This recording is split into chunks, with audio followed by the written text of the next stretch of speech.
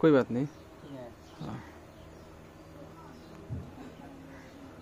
देखिए, जैसा कि आप लोग पढ़ रहे हैं, ये बड़ी खुशी की बात है कि आप लोग अपने घर में ही पढ़ाई कर रहे हैं, कहीं चल कर के आपको नहीं जाना पड़ता है, ज़हमत नहीं उठानी पड़ती है। आप लोग खुशनसीब हैं, आपके उस्ताद यहाँ तक चल कर के आते हैं आपको तालीम देने के लिए, और जब तक उनके खुलूस नहीं है, जब तक उनको आपकी ज़रूरत नहीं है, तब तक वो कैसे चल के आते हैं?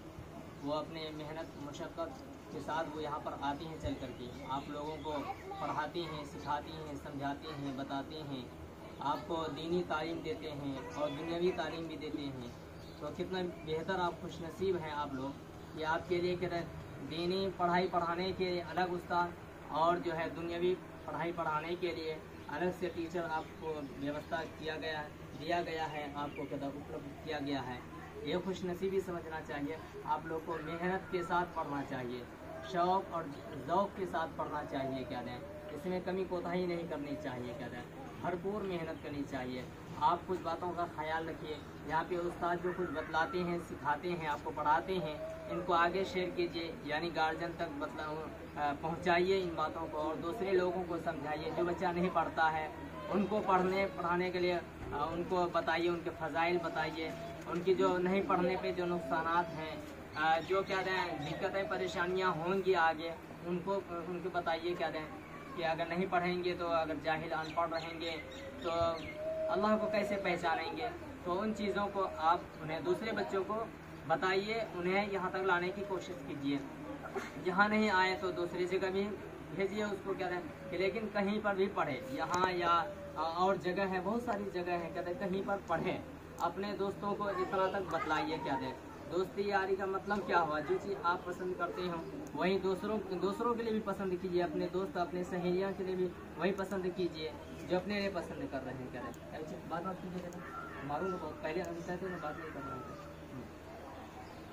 तो ये आज का दिन कुरान करीम शुरू हो रहा है। देखिए, कुरान करीम एक ऐसी किताब है जो पूरी दुनिया के लोग मतलब कि इसको जानती है। लेकिन और दूसरी किताबें हैं, बहुत सारी किताबें हैं जो सारी दुनिया में नहीं चलती। जो किताबें आपके सामने रखी हुई है, बहुत सारी किताबें हैं, कुतुब खाने में बेशुमार किताबें हैं, और तमाम किताबों के नाम पढ़े लिखे लोगों को भी तमाम किताबों के नाम जो है याद नहीं है। जो छोटी छोटी किताबें हैं, क्या दें, जो नुस्खे हैं, क्या दें, लेकिन एक वाहिद कुरान ही ऐसी किताब है जो दुनिया के तमाम लोग इस किताब को कहते हैं जानती है।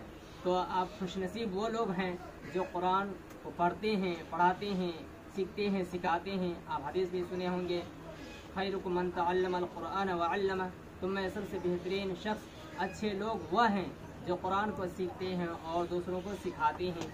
आप यहाँ पे कुरान सीखिए और दूसरों तक दूसरों तक पहुँचाने की कोशिश कीजिए। दूसरों को भी सिखाइए। क्या दें, दूसरे बच्चों को भी सिखाइए, घर के बच्चों को सिखाइए। क्या दें, तो ये खुशनसीबी की बात है, आपने कुरान शुरू किया। तो इनके कुछ आदाब हैं, इनके कुछ क्या दें जो लिहाज रखना पड़ता है कुछ चीज़ों का, उनको मद्देनज़र रखते हुए आप कुरान पढ़िए।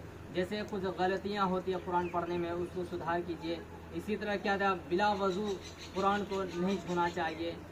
इसी तरह ऊंची जगह में कुरान को रखनी चाहिए, जुज़दान में रखनी चाहिए, और रिहल के साथ रखनी चाहिए, नीचे नहीं रखनी चाहिए, और फिर पीछे नहीं करनी चाहिए उनको, और गिरने पड़ने से उन्हें बचाए रखना चाहिए। साफ़ सुथरी जगह में रखनी चाहिए, वज़ू के साथ उसको छूना चाहिए।